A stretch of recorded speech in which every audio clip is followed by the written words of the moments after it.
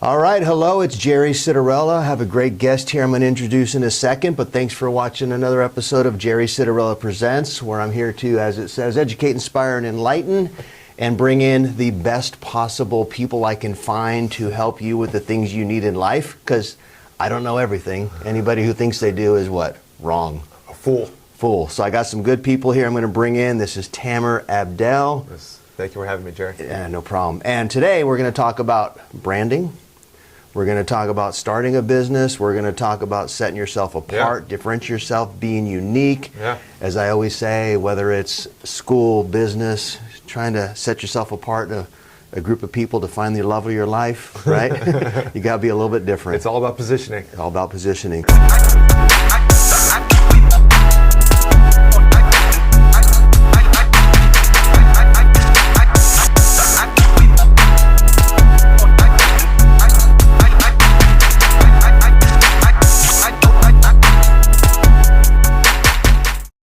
So Tamer, I want to get a little bit of your background.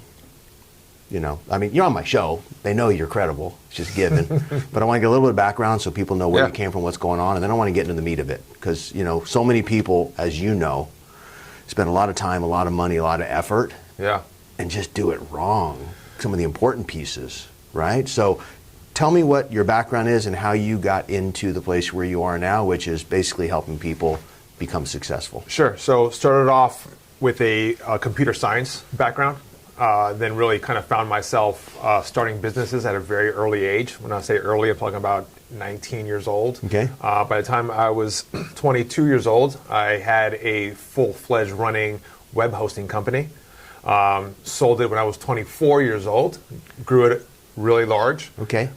And grew this all in my parents' house. Nice. Right. I was going to say, you must have been pretty young. Yes, I was. I was. I mean, well, you were pretty young, 22, 24. What I meant is, it was a while ago. Yes. Yeah. So this is early days. You were probably a bit of an before innovator. The whole Y2K. Yeah. Gotcha. So sold it, and then kind of really understood how I got it from 0 to 1. Right. And it was all about branding.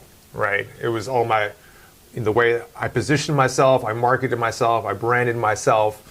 I was just a guy in my parents' house. I had an office in my parents' room, and we grew that company extremely large to the point where it became a lot on people's radars, and we ended up getting acquired. And after that, started an actual branding agency. Okay. Knowing that what I did was actually worked, and then we helped from that point on. 20 years plus after that, we just kind of helped clients on, and during that journey, we also started my own brands as well too. So the branding company, was it small companies, mid-size, large companies, kind of whatever? Did you have a niche? Where did you work mostly? Well, it started off with the mom and pops, and then probably maybe 10 years in, we started working with like large companies, IBM, banks, consumer product, all sorts of things, from the Pepsi of the brands to cannabis brands to today real estate brands. I think at the end of the day, every business that you start and work with has a core fundamental, especially in today's time. Right. Okay, so you've done small, medium, and large. Oh yeah. And in no niche industries. So the reason I'm asking that is, sometimes you get people that are good at something, but they don't know. Yeah. So you have a broad base of experience, a broad base of knowledge, a broad base of education. So you're a good guy to talk to when we talk about whether it be small business, large business, school, sports. You want to become the team captain of your team, right? I mean, it sounds silly. It's all about positioning. But how do you position yourself and set yourself apart? Yeah. All right. It really is. It's all about your brand story. It's all about how you, it's just like trying to get a girl, right? There's phases of that. There's the first phase, awareness that you actually are here. Yeah. Right. And then when you kind of find out who you are, there's a branding portion of it. It's who you are, the story, what your promises are, right? And during that time is when you actually begin to market yourself. Yeah, how do you deliver that message? Right. Gotcha. Okay. So the same way that people apply these skills in everyday life, if you really kind of sit back, they also apply in business. Gotcha. So we're going to get into tips, tricks, all that stuff. Where's your focus right now? What are your big projects you're working on right now? And I mean, I know a little bit about some of the stuff you're doing, but there's probably some stuff behind the scenes I don't know. But I've been fortunate to kind of watch you help develop this organization, whatever you want to call it, group. To be something that's just leading and innovative. So is that kind of your main focus? Yeah. You're still doing some outsourcing stuff? So my main thing is that I work with early stage companies. Okay. And or companies that have been around for quite some time that are looking to redefine themselves, right? That's kind of where I specialize in, right? So I moved back to Santa Cruz Valley in 2021. And during that time, I bought my first house. I've always kind of had townhomes and condos and so forth, but I bought my first house, right? And I became a homeowner with a wife and a kid. Front yard, backyard, picket fence, all look that, at you. All that. And me, the way that I think, I look at what the experience was and what could have been improved upon that on all levels, not just as how that my agent took care of things or whatever it is, but just home ownership in total, right? Gotcha. So really got involved with these guys out here that had a networking group, and they were just like, Tamer, how can we make this sexy and beautiful and attract new members and so forth? So they allowed me to do what I wanted to go and do, right? They were just like, do whatever you need to go and do. We trust you. Completely took the brand, rebranded it, and from that point on, just kind of really got involved with the home ownership experience from the real estate agents to the contractors. And we got a startup brand today called Homes and More that is looking to really do that. Perfect. And I know one little piece, which I love about you and what you did, and this may seem minor, but I know when you started working with real estate agents in their industry, you just decided to go out and get a real estate license. You figured not too many people know about that, Jerry. Sorry. But I mean, how better can you know the inner workings of something? Correct. Yeah. And I did it purely not to become an agent. Right. That's not what I want to go and do. So I purely did it to understand. Yeah. Any agents locally are watching this right now, going, "Oh shoot, we don't want to have to compete with him." Yeah. I just it's. I wanted to understand what they went through, and it also was an opportunity to learn of how the business and real estate law works. Yeah. Right. So I can read a book, or I can go read the book. And go get a license. Yeah, and you know it. So I always tell people I coached soccer for my kids when they were little, and then once they got a little bigger and a little bit into it, I thought, how can I be a soccer coach if I've never once played a minute of soccer? Exactly. So I joined a team. Exactly. I said, listen, guys, do me a favor. I'm going to be a mess. And it enabled me to understand what they were going through and dealing with. And, a little bit different. But, yeah, I mean, if you're going to do something, you have to be in it. Be in it, embed yourself in it. Yep. Yeah, you got to be an expert at whatever level you can and get the true experience to be able to deliver on that. Correct. So very cool. Yeah, and that's even when I help clients. That's what I really love about the agency world, is that for a person like myself, I really get to dive into your business, right? And that's also kind of like the bad part of it as well too, is that you really kind of got to put your heart and soul into it, or it's not going to work in regards to the agency that you're hiring, right? Yeah. They're the guys that are just kind of doing your little work here and there, but what I want to do is I really want to go into your business, take what's in your mind and bring it up to date in all ways. Yeah, very cool. And I'm going through that right now, and I know we've had some discussions and stuff, and sure have. And I get it, and I know I'm making some mistakes, but I think I'm doing some things right. My business is financial planning, investments, money management. I've been doing that 32 years. Yep. This is a passion project, and everybody kept asking me, well, what are you going to call it? Is it going to be your company name? And I said, no, I just want to present some things to people in a way that is understandable and easy and honest. And I think I know some people who can help me present some good ideas. And the word presents just came up, and there you go. Jerry Citarella Presents, you know. And my idea with the bullhorn, just to kind of walk you through it. I like a bullhorn because a microphone is whatever it is. A bullhorn, you're making announcements. Yep. Sometimes it's an emergency. You want to get a word out there at a time that's vital. Get attention. So right or wrong, my process was to put some thought into it. What am I trying to do? I want to present something in a form. And so, that's how this came to. So there was a lot of thought that went into it. I know we talked a little bit and you gave me some input and I appreciate it. So what would you say if a business was going, there's kind of two sides of it. One is, I have a piece of paper, I'm going to come up with an idea. Yeah. The other one is, we're doing okay, what can we do to take it to the next level? So what would be the most important thing or the steps or whatever you want to present it? I'm a new business. Tamer, help me. I go back to what you were just talking about, attention. Attention is the currency of today's business, right? Period. Okay. It's you got to create that dramatic story. You got to create that dramatic brand. You got to make noise. It is extremely loud out there. I don't care what business you are in today, right? Even in the business that you've been in for quite some time, it's loud. There are so many startups that are coming up that are using tech, and they're loud, and they're bright, and they're noise, and they're just everything, right? So wait a minute, hang on. Are you telling me that I'm not the only person around now trying to do a video series podcast? Wait a minute. I thought this was unique. It's not just about that. It's also about understanding what the format of it is, right? And it's just like bite-sized content. I mean, we today, as humans, the average attention span is less than a goldfish, right? Yeah. You've probably heard that before. It's like 3 seconds, right?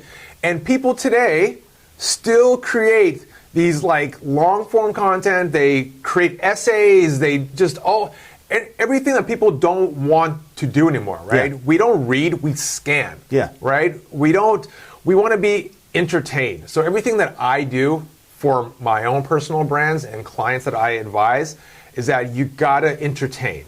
You gotta entertain, right? Or you're just gonna get lost. Nobody wants to hear it, right? And it's a journey from your little 10-second video to your 30-second video to your 60-second video to one day your 30-second podcast to an actual subscribe. That's a journey, and that journey takes a long time, right? And we're talking about podcasts, but that same journey also applies in actual business, right? I can tell you that from talking to, I've built hundreds of brands, not for myself. I've probably built a good handful of brands for myself, but for other clients. And I can tell you that the majority of people are just extremely naive, right? They're extremely naive, especially the ones that are what we call that are entrepreneurs, right? They're not the entrepreneurs, they're the entrepreneurs. Yeah, right? and that's a term that you hear on the Shark Tank show and some other stuff. They've watched the Shark Tanks. Yeah. I can do that. I could do that. Yeah. Right? And then you just get punched in the face, right? And I got the scars. Yeah. Right? And that, when clients work with me, they know that this guy carries the scars and he's going to avoid us from doing things that we shouldn't be doing. Yeah, you never take advice from someone who hasn't failed. Correct. You don't learn from successes, you learn from the failures. 100%. Yeah. 100%. Right. That's like definitely the school of hard knocks. Right, so if you don't know what you're doing, this is your first time, hire someone who has the failures. Even if it's not your first time, Jerry. Yeah. You know what I mean? Like I've worked with seasoned entrepreneurs. That are still messing up. It's just part of business. Yeah. It's just how big the F up is, right? It's how big the F up is.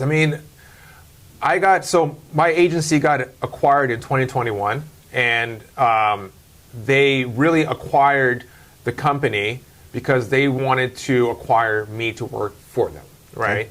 So they gave me this fancy role. I was able to take my staff, or I kept the staff that I really liked, doubled their salaries, all of that. They came along with me. Right. And this was a private equity startup in the bio space. Okay. Right? And brand new company, disruptive in the way that they're trying to go and do things, and just being a part of it from a company that was well funded. Just the mistakes they were making almost on a daily basis, right? On a daily basis, right? And for the very first time, I wasn't in the captain seat, right? I had influence. Right? But I had influence, but I wasn't in the captain seat. You weren't holding the wheel. No. So did they bring you in realizing they were making mistakes, or did they bring you No. in because they weren't getting the results they were wanting? I was employee number 4, Okay, right? okay. I was employee number 4. They needed someone who had a strong tech background, but they had a marketing guy that was already there that shouldn't have been there, right? For all the wrong reasons. A lot of reasons. Yes, okay. yes, yes. Somebody's family probably. Whatever it was, right? It was just the wrong person, right? So I ended up wearing those 2 hats, right? And I have no problem wearing those 2 hats because I've worn multiple hats, and Right. those 2 hats are the ones that I wear the best, Gotcha. right? Because in today's time, if you don't understand tech and marketing at the same time, and you want to go into business, like dude, you need to stop, learn some stuff, talk to people, watch some videos, whatever it is. But you really got to have in 2025 those 2 hats, tech and marketing, understand how those 2 operate today. And if you got whatever the skill that it is. And how they overlap and how they completely overlap yeah, today. Yeah, 100%. Completely overlap today, you know? So that's kind of where I'm at today, is like, especially with this new AI, where I've been doing AI for a decade now. Okay. IBM hired me a long time ago to do a lot of stuff in there. But today, the AI was really back then the AI was really kind of closed enterprise, where today it has been completely commercialized, right? Everyone is using AI in some sort of way, transactionally, like a ChatGPT and so Yeah. forth. And then last year, just kind of watching people just kind of learn about AI and businesses learn about AI. And, I found it as a opportunity. I was getting a ton of like DMs and people asking me like, hey, can you help us do this and do that? And I was like, oh, no, I'm not doing that. I got my own thing going on. So in 2024, we started a kind of a AI agency. And that's kind of where we are today. Very cool. And it's kind of a concern. I've been looking at a lot of AI relating to this in my business, a bunch of other stuff. And, right now, like you said, you're getting lots of DMs, lots of calls. It's created some opportunities for some people to create businesses in the AI space. And in my quest to find some things I was looking for, I'm finding out a lot of these people don't know any more than I do. And I have a hunch when I'm asking them to do something for me AI related, I have a hunch they're going into ChatGPT to ask how to do it and try. Sure. Yeah, so it's a new place right now where if you can get ahead a little bit and really use that stuff, it's neat. And I'm old enough. I used to have a printer that literally had the little holes on the side and would, and I remember I think I did my first marketing piece in probably 1992. Okay. Long time ago. Okay. And you'll appreciate Direct mail or something? Well, yeah. I remember I got a new computer and I got a 486 computer instead of a 386. Okay. Because if I got the 486, I would never have to buy another computer. Yeah. Yeah. So I went into some archaic software program, and I still have a bunch of these in my office. I keep them, and made up something that people in the office were like, oh my God, that's amazing. And started mailing them out and got a response, Yeah. So I was kind of ahead of the game back then, doing some things that were a little bit unique, a little bold. Sure. I would use green or red paper instead of just white paper and do it. So it's always been fun to kind of stay ahead of it. But this whole AI thing is confusing. Yeah, yeah. And how do you use it? When do you use it? Where do you use it? And staying ahead of the game. Exactly. So you want to spend a little time in that? So what you just said right there, it is confusing. Yeah. Right? It's confusing because it is overwhelming, right? So my AI company, agency, is actually called Staircase. Okay. Right? And the Staircase, it's not because you can't spell staircase without AI, right? But it is it's a nice coincidence. methodology, Yeah. right? Where we take you step by step. Gotcha. Right? There's the ground level, which is the foundational level. Right. There's a step 1, let's implement basic AI. Step 3, let's start doing process management of AI. So that's kind of where we're taking a different approach in regards to really helping small to medium-sized companies accelerate their growth through AI, but don't worry, don't be overwhelmed with all this noise that you're seeing out there. We actually help you, and we have this entire framework that we're going and doing. I'm using it today to actually prove that this framework works, right, with my own brands, my own real estate company brands, and my own home ownership and own tech brands that I'm going and creating as well too. Well, that's what's interesting about it. you just said, I'm using it today to prove it works. You know, in my world, in the investment world, I can't say, oh, we had a great 6 months, you should use us to manage your money. We need long-term track record. So AI right now, that's where it is, where nobody can tell me, oh, we've been doing this in this capacity for 10 years or 5 years. It's, you know, oh, you've been working in AI for 6 months. Wow, you're a veteran. Yeah. So everybody's kind of learning it together. So, Yeah. so I know you're on the forefront of it. So what would you say were, you know, if someone said, I want to, now, you're in business, I want this to be about helping the people out there, not promoting ourselves. Sure. Obviously, if someone needs what you use, hopefully they'll call you. We'll put your contact information Yeah. up there. But I really want you to kind of divulge some secrets here. And what would you tell someone that's just getting into that world? Where do they start? What should they do? What are the first couple steps that they can take on their own to start kind of developing the? Are you talking about a small business? Small to medium size, yeah. You know, I don't think the CEO of Nike is watching our video right now. Maybe.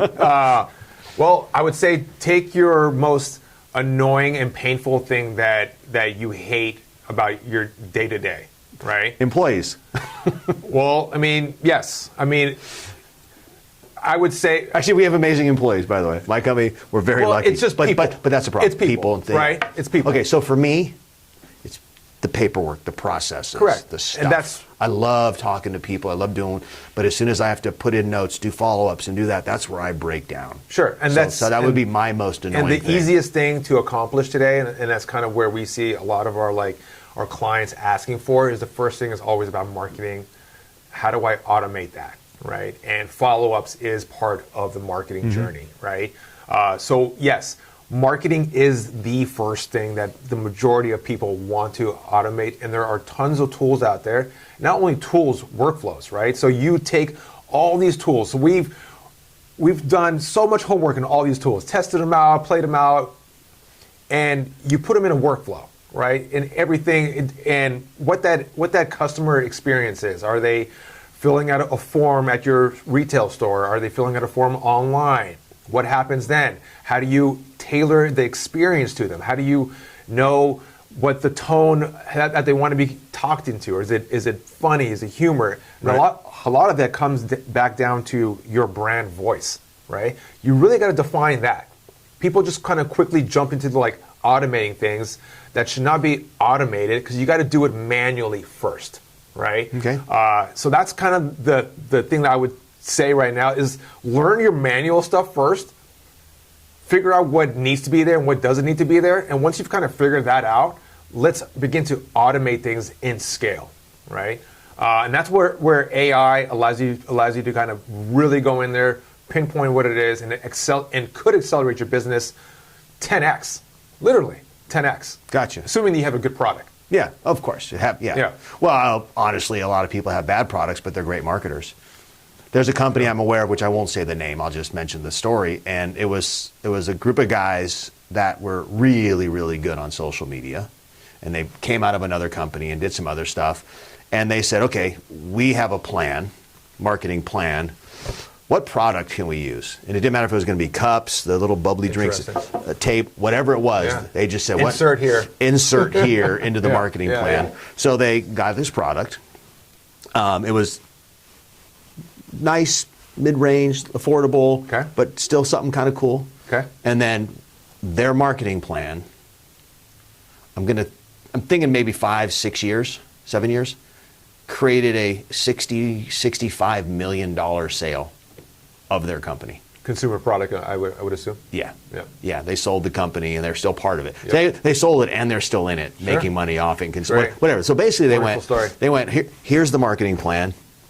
I don't know, should we sell these? Should we sell these? Should we Wonderful sell story. these? That's great. And so marketing can Sure. overcome Sure, but a lesser product. And it happened to be a good product, but it wasn't. And I would say what the backstory of that is, right? Yeah. I've heard so many of these $60 million, $100 million stories, but then when you really kind of dive into what it is, and you find out that they spend millions on ad buys, right? And they're just oh, okay. So, Yeah. I mean, if I had $1 million to spend on Facebook ads, what could I do with my product, right? So there is. There's always more to it, but yeah, always is. But through social media, you can really cut. And they had brand deals and they had Influencers, ambassadors and influencers. yeah. So they obviously spent money. Yeah. But ultimately, they had a plan, stuck a product in, sold it for a bunch. Yeah. Jerry, Awesome. there's not too many secrets Right. today. Okay. Right? There really isn't. I mean, everyone it is a influx of information online, right? It just all depends now how you take it, digest it, and apply it. Okay. So you led me right into what I was in the back of my mind thinking I want to get into. So I got a brand, I got a thing, right, wrong, or indifferent. You just said there's no secrets. So in a world of no secrets, in a world of noise, in a world where you have to be recognized as something, what is it that's going to set you apart? What's going to make you different? Brand. Okay, so the brand. Now the brand. So how do you? What's wrong in branding? What's right in branding? Are there any things that you can share with someone that say this is the thing you should focus on? This is the direction you want to go. How do you do that? A lot of people think brand is just a logo. Right. Right. It is far from that. Brand is really the encompassing character of what you created, either yourself as a person, or it is a logo that you're standing behind, but it has a character, it has promises, it has a visual identity, it has a story. And a lot of people tend to just jump into the selling, when today it's not about the selling, it's about just building that brand story, not selling them, and waiting till they either contact you or there's an offer out there that is still kind of tailored correctly, Okay. right? But really, like I said, there are no secrets today. There really are no secrets. My thing is visual identity, right? Is creating something that is modern, it's fresh, it's new. People want that. Right. You want that. Yeah. You don't want to watch some old thing, you know what I mean? So, I see this a lot with but personal not gimmicky. salespeople. No. Right. No, not cheesy. Not cheesy, not gimmicky. Okay. Not gimmicky, not Yeah. cheesy. Yeah, I mean, but you gotta have somebody who has taste. Yeah. You gotta be a tastemaker, and if you don't have that, right? And I can clearly, the public can clearly see that you have no taste, right? Yeah. Or you hire a company that does have the taste, or you talk to people that have the taste, right? A lot of these small time people and companies, they end up just doing things themselves, and it really hurts them in the long run, right? But you really gotta have taste. Okay. You really gotta know what looks good, what is cheesy, what's not cheesy. I know a lot of people say, just go out there and just create the content. Go out and create the content. But a lot of the stuff is cringe. It's freaking cringe, you know what I mean? Where you could have just if you're not good at that, Right. hey, you know what's really hot right now? AI influencers. AI influencers is a thing. You can get lost in a rabbit hole just reading about the future of AI influencers. You can get lost in a rabbit hole of how much these people are making today, right? So there are creative ways of solving for things that you are not good at.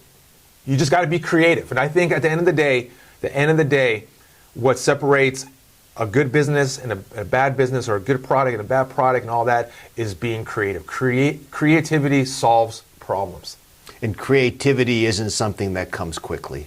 And that's I think a part of the problem with a lot of businesses. You have the idea, you work on it, you finally get the go ahead, you get your patent, you get your license, you do whatever you do, and then you just want to take it to market. And I think I've seen a lot of times people don't take the necessary steps to get to the place where it's complete and ready and you can put it out there. You never have to be 100% done, because then you're getting ready to get ready to get ready to get ready. Yeah. But you have to get to the point where it's enough.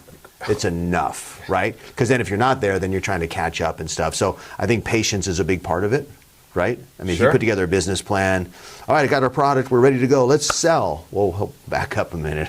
How are you going to get out there? So I think having the patience to do it and get it right. And what I like to do is let's call it a board of directors, a consultation group, consultants. Completely agree. Whether it's my logo or my idea or my stuff or the videos that we're editing, Completely agree. there's always people that I'll take it to, and you'll always get a bunch of opinions. The problem is, if you take it to all those people, and you're too soft or not confident enough, you're never going to put anything out there because everybody's going to have an opinion about it. So you have to kind of 100%. take it all, Yes. realize you're going to get some good points, some bad points. Correct. You're going to have the people that it doesn't matter what it is, they're going to tell you you're amazing. Those are the ones you don't That's want. exactly. But you know what though, Jerry? Like, one thing that I've also kind of realized over these long years is that taking it to your friends and family is the worst thing you can do. Yeah. Because they will pat your back, they'll be Yeah. encouraging, let you know, oh, this is great, this Yeah. is that. But the market, once you put it out to the market and months go by, years go by, and you're not getting that same reaction that your friends were giving you, Right. Right? That is actually, So can we can call that a hot tip. yeah. People in business typically go around their office and go, "What do you think?" Well, it's the boss asking, "What do you think the answer is going to be?" It's amazing. Right. So find a group of people that you know are capable. I always say reach to the highest level that you can get to and try to work with them. I've served on a lot of board of directors of nonprofits, and the nonprofit goal is always to reach the highest level you can get, either for influence, money, or information. And that's kind of where I am, where I go, okay, who do I know? Who do I know that's going to tell me the truth? Who do I know that knows more than me? And where am I going to get the information I need so I can say, what do you think of this? And one of the best things that can happen is they just go, it sucks. It's way better than wasting 3 months putting it out there and finding out the hard way. And some people still don't want to listen. So I used this term in the last video I did, and I'm going to use it again, and I have a hunch it's going to come up. It's something that I love. It's an expression. You use entrepreneurs. Yeah. I use assholes. Assholes. Okay. That's the Assholes. These are people that ask and ask and ask, but never listen to your advice. There you go. They're assholes. Yeah, I like that one. Yeah. So I try to rule. Don't be an asshole. I try to help anybody I can, but after a few times when you ask and you just don't, it doesn't mean it's my way or the highway and everything I say Sure. is scripture. Sure. But if you keep asking questions, you're going to do it the way you were going to do it anyway. Don't be an asshole. Don't bother people. Sure. Yeah. So Yeah. I try to be open with that, and I found some great benefit to just, like we said earlier, we can't know everything, and there are people who do. People like you that we can bring into our businesses. Yeah, I mean, we all have friends, personal friends that are assholes, Yeah. right? We do. Yeah. So going back to setting yourself apart, I know you mentioned the Homes and More. Yeah. Which I've watched go from nothing to where it is now, kind of cool and fast. Yeah. Well, just getting started. Yeah. So what are you doing there as an example? So it's real estate based. Yeah. It's real estate Homeownership based. Home ownership based, real Yeah. estate based. So I think in California, there's more realtors than there are licensed dogs. There's more licensed realtors than licensed dogs. There's more so it's something that it's out there, and realtors do a pretty good job at marketing for the most part. They have tons of resources. A lot of them are creative. So you're talking about a world full of noise and competition. What are you doing to set yourself apart in that world to help whoever it is that you're helping through that? Yeah. So, I mean, the name itself is very straightforward and simple, right? Check, right? Easy to understand. You have to. Yeah. It's noisy out there. Yeah. So the homes part of it is a different and somewhat disruptive way of buying and selling a home. Okay. And we'll leave it at there, right? You don't want to give all the secrets away. No, well, at the same time too, I've learned that you can only say so much to a certain group of people. Yeah, I get right? You want to just focus on the actual buyer and seller and remove the noise. Gotcha. Right? The more part of it is something that really just came about later, which was like, okay, well, we're going to get this retail place in the center of town. We're getting a lot of eyeballs, right? You are not just going to, people are not buying and selling, or you're not going to engage with people every single day that want to buy and sell. Right. So it can get really stale, and any advice I would give to any startup company or any big company is starting a new product is keep the momentum going. Momentum is the driver. Momentum is the fuel, right? And that momentum is like a roller coaster. Yeah. Right? So the more portion of it allows us to have daily engagements. And the more portion of it is actually a homeowner's resource in regards to finding plumbers, electricians, roofers, cleaners, et cetera, et cetera. The twist is that these pre-vetted vendors are actually pre-vetted through real estate agents. right? So it's not just the homeowner themselves, it's agent ABC, agent John Smith, for example, recommends this roofer, Okay. right? So we position the real estate agent as a resource and not just as a real estate agent, right? So that's kind of our twist right there. As predicted, we're getting, and at the beginning stages of this company, we're getting a lot of engagement on that portion of the business because that's what people need every single day. Right. Right. And now we're like, You buy a house once every 6, 7, 10 years, but you're always needing. the conversations are not every single day. Yeah, You know, I don't gotcha. care how big of an agent that you are. Yeah. I mean, there's going to be quiet days, but we're not a established agent, right? We're brand new guys that are coming onto this scene. And I've always been asked, if you were to be a brand new agent, what would you do? Well, this is what I would do, right?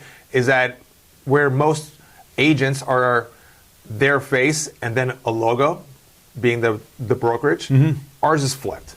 Ours is the logo and then the face. Gotcha. Right? So the modeling itself, and we want to position that brand as a character, right? And that character it's cool, it's hip, it's got resourceful, its own personality, its own traits, its own trends. It's got its own app. Gotcha. You know? So just structurally, you have a group of real estate agents that are a part of it, or is this basically come on in, we're just going to educate you, you find your own agent? Is this something that agents have to subscribe to? So you're vetting agents, you're finding quality Correct. people through the group that you've already been working with. Correct. And that's kind of it. So this is something that you're adding value to a group that's already in existence Correct. and becoming valuable on its own. 100%. This is just how do we take you already successful, already kind of leading, and take it to the next level. Correct. And then put them out to the community they work in Correct. and outside. Correct. And the way that we gather our data and increase our database every single day is through the more part, knowing that at some point they'll want to buy and sell a home or whatever it is, right? Gotcha. But that's kind of really where our bread and butter is at this very early stage, is that, you know, and then we give the opportunity for agents and whomever in the real estate business to come in, promote their properties. We get a lot of traffic. Okay. A lot of walk-in, a lot of drive-by traffic, and then our digital presence will be felt. Trust me on that. It will be felt. So the idea is if an agent comes out there, and again, this could be for any business. We'll use real estate agent as an example. Comes out there and says to the public, hey, I'm a realtor. If you need a house, call me. Cool. If the timing's right, maybe they'll remember you. What you're doing is you're bringing people in through these other things they might Channels. need, this other information, and you've asked me to do some financial stuff on it. So the idea is you bring all these people in these channels, and then when they're ready, they see this group behind it, and then from that group they can choose it. So it's a way to hunt and gather Correct. and get the stuff in, and then I got you. Correct. Kind of cool. Yeah, Kind of different. it's different. And, I mean, there's other people that have done similar type things, but I love the way you're doing it and the innovative way that you're doing it. Yeah, it's and, fresh. And the way that you're It's fresh. using technology and Yeah. the way, and again, not to release all the trade secrets, but what you did is went, okay, here's this has been around for a long time. Here's this networking concept, and great. Now what can we do? What do we do with it? Yeah. Yeah, and it's neat because you're in a community, you're marketing to this community, which is nice. It's not Real estate, one thing that I've learned, and I'm not from this world. Yeah. I learned all about this, and that's what I've been trained to learn about any business quickly. I'm curious. I'm a curious guy. I love learning about business, right?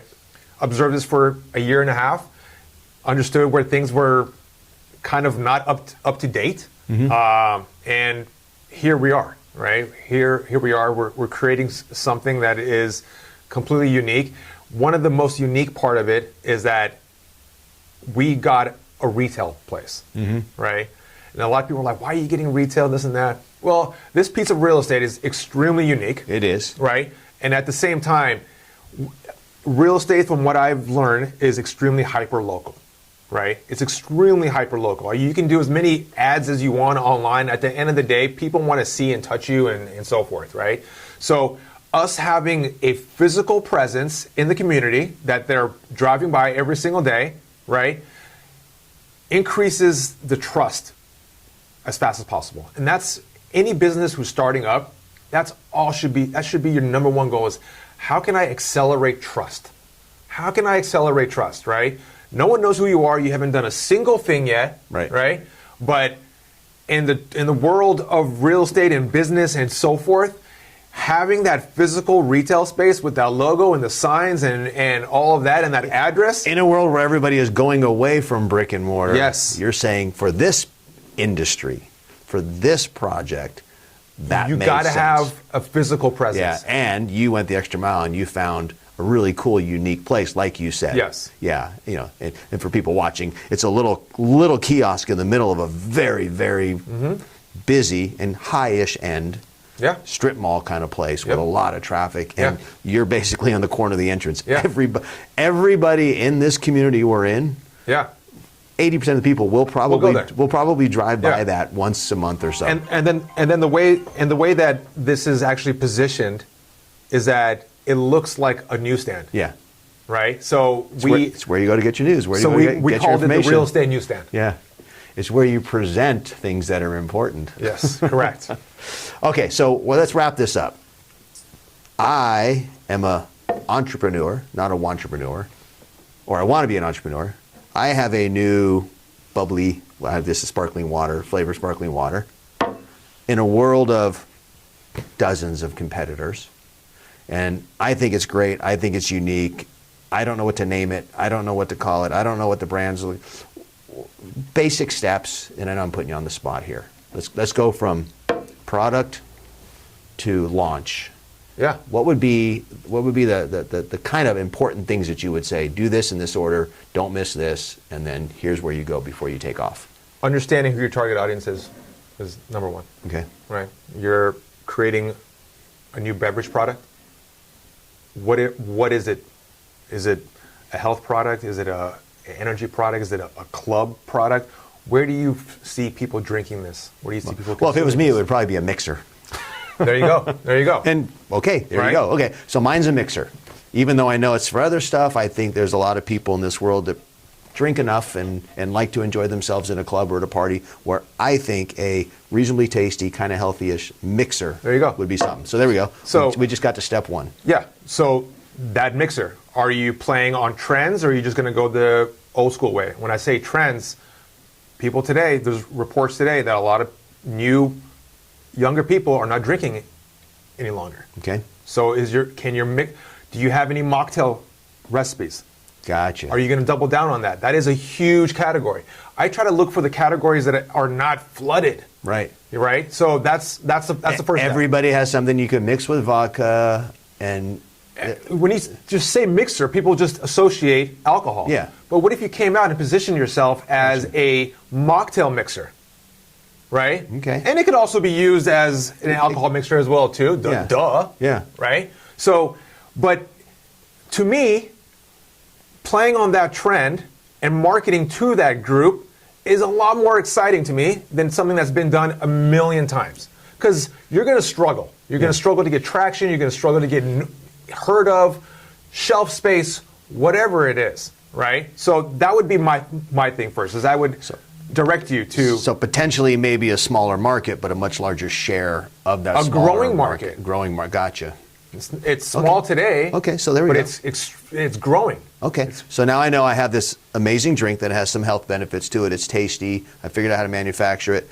Now we're going into other markets, but we're really going to focus on the trend of younger people not wanting. And you can do so much. I mean, my mind's already going so quick, right? But you can do so much with that. Yeah. You know, the person who's in a nightclub or at a frat party and doesn't want to drink, and now they're holding this thing here and they're looking like they are drinking. Okay, so let's see if we can name it in under 60 seconds. Come on now, let's go. A name. A name. We got to name it, right? Oh, There has to be. You got to help me with that. You got to help me with that. You know, fresh take, fresh mix. Whatever it would be. I was going to say Plan B, but that doesn't sound. I would stay away from that one. The other choice is but you got fresh, you got other, so something that says this is different. Identify it as different. Identify it as something that's going down a different path. So whatever that might be. Okay, so now we're working through it. We know we got this juice. We know we don't want to go mass market and compete against cranberry juice, Stay away from that. or the energy any of drinks these- that they mix, yeah. or anything that's Yeah. already there. So we're going to go to this niche, and then we know that we need to identify us as something other than the norm. Yes. Yeah. So whatever. I like single name mix with two X's. Yeah.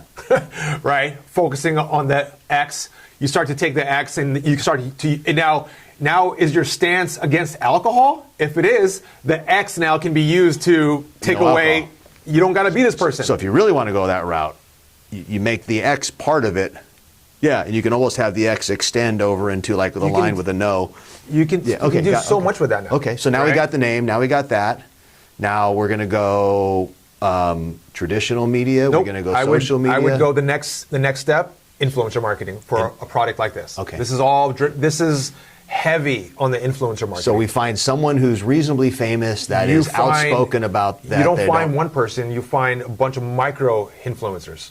You're talking about 10, 20, 30, 100 of them, right? And there's software today that can scale that at a great scale. I would focus on micro influencers. You want to create a lot of content, not just one big content, Gotcha. right? And studies have shown that a lot of content outweighs and outperforms One big good piece name. of content.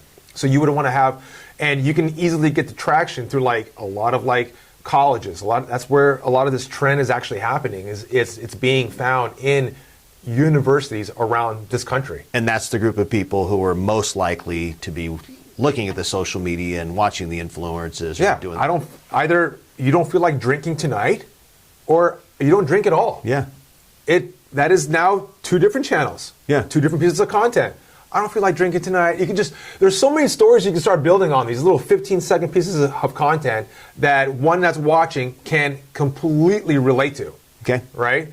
And then obviously the next thing is, where can I buy it? Yeah. Or where can I try it? So I've actually helped alcohol companies and beverage companies in the past as well too. I can tell you that is one of the most hardest categories there is a beverage. Just because of all the competition. It's the number one way of selling it is through shelves, right? Especially if it's a alcohol brand, and it is extremely difficult to sell a brand new alcohol product that is not very uniquely created and shaped and so forth, and has some sort of novel story. And even if you're creating a non-alcoholic beverage, it's hard for it to be a e-commerce brand because it's so heavy to go and ship. Right? Gotcha. So it is an extremely difficult product to sell, not in the real world. Okay. And you have to help people understand the benefits of it. The old thing, you sell the sizzle, not the steak. What are you going to get out of this versus, sell me this pen, all those old things. So you really have to understand how people will benefit that from the outcome. Yeah. Gotcha. Sell me Okay. the outcome. All right. So I could talk to you all day. I'm just basically getting free consulting here, man. Let's create that brand. Rewind, re-race. You're not going to get to see this. Sorry. Let's wrap this up. Anything else you want to add? I appreciate your input. I appreciate your time, and I know you can go real deep on a lot of stuff, and probably we can go 2 or 3 hours on this. Yeah, but fun. what I want people to realize is just there's more to this than just thinking, oh, I have this amazing, and I think that's one of the things. I have this amazing product. It's going to sell itself. No such thing. It's not. It's not. No such thing. I mean, I've had patents over the years with these products I thought were amazing, and I stopped at the point where I then had to market them because that's the hardest part. I have 2 products right now that tomorrow I could bring them to market. I keep saying I'm going to, but the reason I haven't is I haven't had the time, the capacity to do that next step, and I have other things going on. But I think a lot of people say, this is amazing. If it's not the fountain of youth, it's probably not going to sell itself. And even that might be hard because people won't believe it. I was going to say. Right? So anything else you'd like to add that can just help someone from either small level, large level, just your last words of wisdom. Whatever problem that you're trying to figure out and solve in business, I can tell you that it's already been solved. Be curious. Be extremely curious. Curiosity is what will get you through a lot of things in business, especially at its early stage. I don't even care if you're a seasoned CEO that's been around for quite some time. Curiosity on what is next. Things are moving at a rapid pace. Be curious. Content is out there. It is accessible to everybody, right? Right. And blaze your own trail, but just be curious and don't be naive. In the word naive as you use it, do you mean naive in thinking it's going to be easy? Naive, yes. Naive is in, we're going to put out this product and it's going to blow up. Gotcha. Doesn't happen all the time. So I'm going to add a piece to that. I think also be realistic and be patient. Yeah. Yeah, and I'll use my own example. I had a desire to put some information out there, and I tried a version of what I'm doing now, a different way. And I said, here's my budget, here's my timing, and I gave it a reasonable amount of time. And said, if I'm not doing it within this time, that's reasonable. I very easily could have stopped after the first month or two and went, it doesn't work. And I see a lot of that where people you hit on something. So what's reasonable? 3 months, 6 months, a year? It depends on the business, depends on the product, but you need to set up a realistic time frame and say, no matter what, I'm going to. And you can make tweaks along the way. So now I've done the same thing with this project. I have a time frame set on it where I said I'm going to try it at a high level, do what I need to do. So you said I touched on something. What is that? Traction. Right. It's spinning the wheels for a while till you get through the mud and dig in and start moving. You got to really you got to also know when it's time to quit. Yeah. Right. I know there's a whole culture of like, don't quit, this and that. But in business, you also need to learn when it's not happening. It didn't work. Yeah. And it's all about that early traction that goes back into momentum, right? You got to keep it. You got to talk to customers. You got to learn, adjust, go out there and try it again and sell, see how they feel, and then that is a process. I don't care if you're selling a new cocktail drink or you got a new software app or you're a brand new real estate agent. Yeah. Right? It all is the same exact thing. It's all about traction, momentum, adjusting, speaking to customers. What am I doing wrong? What could I do better? And it is a very extremely difficult game. It is an extremely difficult game, especially today, especially in this country where the barrier of entry of any company to be started is extremely low. You can literally today, and I've been in this for a long time, you can get a logo, get a website, file for a corporation, all that in like an afternoon. Yeah. Right? Have a social media Instagram, do your first post, easy, and you're and running. Then the hard part starts. Yeah. So the way I've described a business to lots of people opening a business is I always describe it as a small plane. The little single engine planes, you're at the airport. So there's a lot of stuff that goes into even getting ready to start trying to move, right? You got to check balances, check the air, go through your checklist, check your gauges, make sure there's fuel. There's a lot of stuff you need to do before you can start moving. And then when it comes down the runway, what happens? It's making a lot of noise, right? There's just a lot going on, and it just, are we going to get up before we hit the wall, right? You've heard the little planes. Yeah, sure. And then they take off, and as they're going up, they're screaming, full RPMs, full throttle, and you're going. You're trying to climb, right? Yeah. And then all of a sudden you get to the place where you're up there, and then you can level off, right? If you can get there. But at some point, if you go, the wall's coming and I'm not off the ground yet. There's going to be a lot of turbulence. Let's hit the brakes. But when you get up, then you get to the place where you can fly comfortably. You can glide if you want to. Yeah. You can turn right, you can turn left, you can go higher, you can go lower. Then you can find your path and you can see better. But that end of the runway is coming quickly. Yeah. And it doesn't look like it's going to make it all the time. And if you make it, but how many people go, oh God, I don't, and give up? Yeah, but I would say even that plane does get up. It's extremely turbulent, where you think it's going to fall back down, and that's what business is, man. And you think it's going to fall back down. You got to stand You're there. almost going to hit that wall again, but then you bring it back up, and it's just a constant game of this. And the better you get at it, So for me personally, if I saw the wall coming, I would just blow through it and keep going.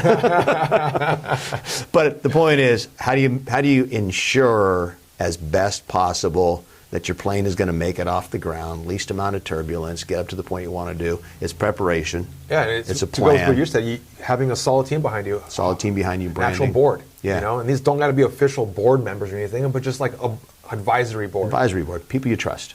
You have People to. that you know will tell you you're wrong.